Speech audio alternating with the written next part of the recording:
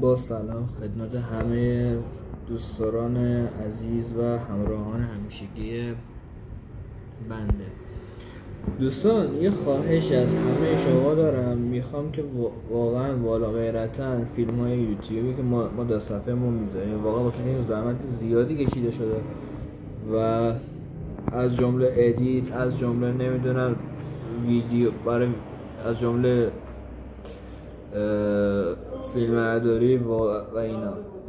دوستان، در آینده نزدیک ما میخوایم یه سری چالش‌ها به درخواست شما انجام بدیم و زیر این ویدیو حتما کامنتاتون رو بذارید و به درخواست کنید که و از چه چالشی بیشتر خوشتون میاد که ما همون چالش و زحمتش رو انجام بدیم و برای شما اقدامات لازمش رو انجام بدیم.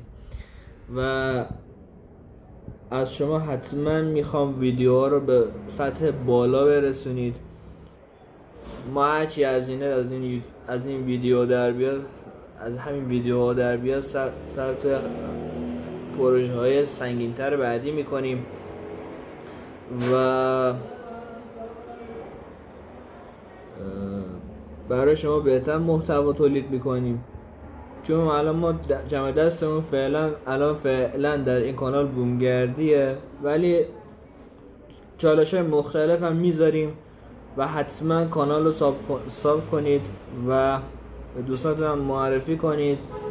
ویو رو بهتر کنید، لایک ها و کامنت ها رو بهتر کنید. حتما اینو بهتون توصیه میکنم، کامنت انگلیسی و کامنت فارسی فراموشتون نشه.